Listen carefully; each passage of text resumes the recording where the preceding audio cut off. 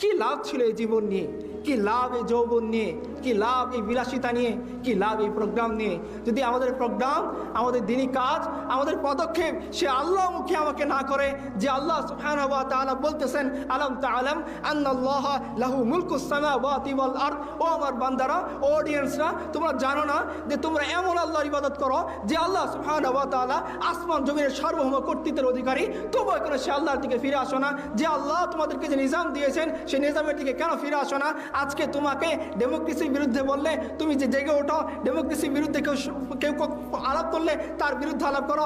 আল্লাহর বিরুদ্ধে যখন আলাপ হয় তখন তুমি কেন আলাপ তুলো না? যখন রসুলের বিরুদ্ধে আলাপ হয় তখন তুমি কেন আলাপ তুলো না? তোমার ক্যারিয়ার ভার্সেস দিন, তোমার অবস্থান ভার্সেস দিন, তোমার টাকা পয়সা ভার্সেস দিন, যখন দিনের সাথে ক্যারিয়ারের সংঘর্ষ, দিনের সাথে টাকা পয়সার সংঘর্ষ, দিনের সাথে নিজের অবস্থানের সংঘর্ষ, তখন তুমি কেন আমার দিনের ছায়া আশ্রয় নেও না? আর এটা তো সেই দিন যে দিন বদরের ময়দানে 313 জনের বিপরীতে 1000 জনের মোকাবেলায় বিজয় এনে দিয়েছেন। এই দিন তো সেই দিন যে দিন হুনাইনের ময়দানে 12,000-এর মোকাবেলায় 20,000 ছিল, আল্লাহ সুবহানাহু ওয়া তাআলা বিজয় এনে দিয়েছেন। আর এই দিন তো সেই দিন আহজাবের যুদ্ধের মধ্যে 3,000-এর মোকাবেলায় 10,000 ছিল শেষ পর্যন্ত।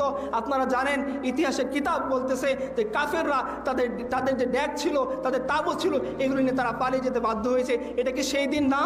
এটা কি সেই রব না যে রব বদরের ময়দানে বিজয় দিয়েছেন, যে রব আমাদেরকে হুনাইনের ময়দানে বিজয় দিয়েছেন, যে রব ফতে মক্কা দিয়েছেন, যে রব আমাদেরকে ইয়ারমুকের যুদ্ধে বিজয় দিয়েছেন, যে রব আমাদেরকে এমন শক্তি দিয়েছেন? কোন শক্তি?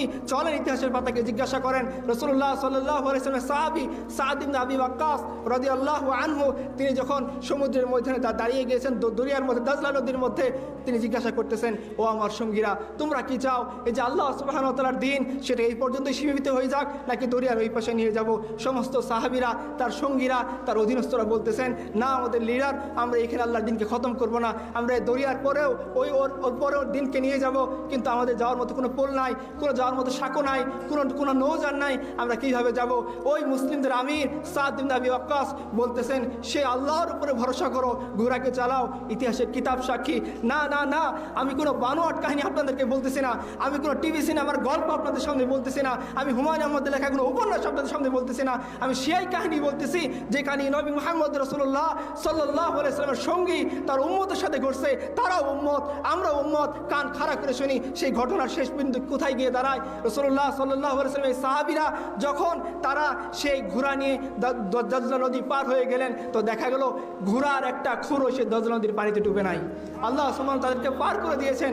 ইকবাল সে কথাকে স্মরণ করে বলেছেন, দাস্ত দাস্তে দরিয়া ভি না ছোড়ে হামনে, বেহের জুলমত পে দৌড়া দিয়ে ঘোরে হামনে। আরে জমিন তো দূরের কথা, আমরা তো পানিকেও ছাড়ি নাই, পানির উপরে আমরা ঘোড়া দৌড়িয়ে দিয়েছি। এই যে সাহাবায়ে কেরাম কিসের উপর ভিত্তি করে তার পানির উপর ঘোড়া ছুটিয়ে দিয়েছেন? ব্রিজের উপর ভিত্তি করে, সাঁকুর উপরে বেস করে, নাকি নৌজানের উপর ইয়াকিন করে? না ভাই, নৌজানের উপর ইয়াকিন করে না, ব্রিজের উপরে ইয়াকিন করে না, কোনো দুনিয়ার তাকতের উপর ইয়াকিন করে না, এক আল্লাহর উপর ইয়াকিন করে তারা তাদের ঘোড়াকে দরিয়ার বুকে চালিয়ে দিয়েছেন। ফলে কি হয়েছে?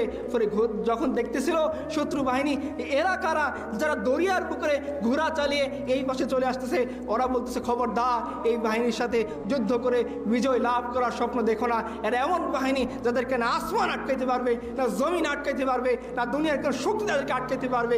এই দৃশ্য দেখার পরে কাফেররা ময়দান ছেড়ে ভেঙে চলে গিয়েছে। এটা কোন শক্তি ছিল আমাকে বলেন প্রিয় ভাইরা? আমেরিকার শক্তি?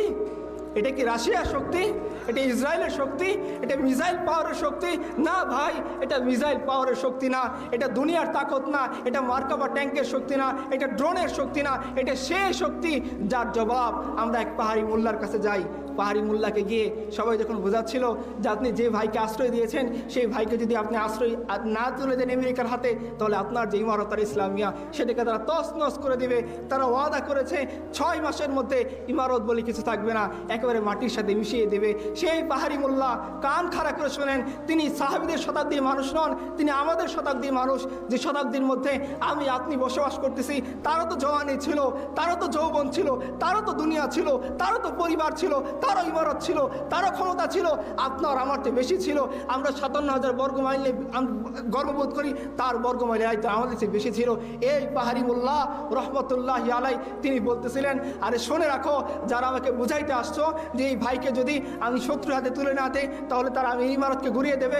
আরে শোনো, ওই শত্রুরা ওয়াদা করেছে তারা 6 মাসের মধ্যে ইমারত ঘুরিয়ে দেবে, আর আমার রব ওয়াদা করেছেন আমাকে তিনি বিজয় করবেন। আমি দেখতে চাই কার ওয়াদা সত্য হবে। আরে ভাই, তো আমাদেরই শতাব্দীর মানুষ। সব কথা বাদ দেন, সাহাবায়ে কেরাম তো বহুত দূরের কথা, তাদের ইয়াকিনের সঙ্গে যদি আমাদেরকে দাঁড় করানো হয় মিসমার হয়ে যাবে সমস্ত অহংকার। তাদের সামনে যদি দাঁড় করিয়ে দেওয়া হয় মিসমার হয়ে যাবে সমস্ত আমল। তাদের সামনে যদি দাঁড় করিয়ে দেওয়া হয় বলার মতো কোনো কিছু থাকবে না।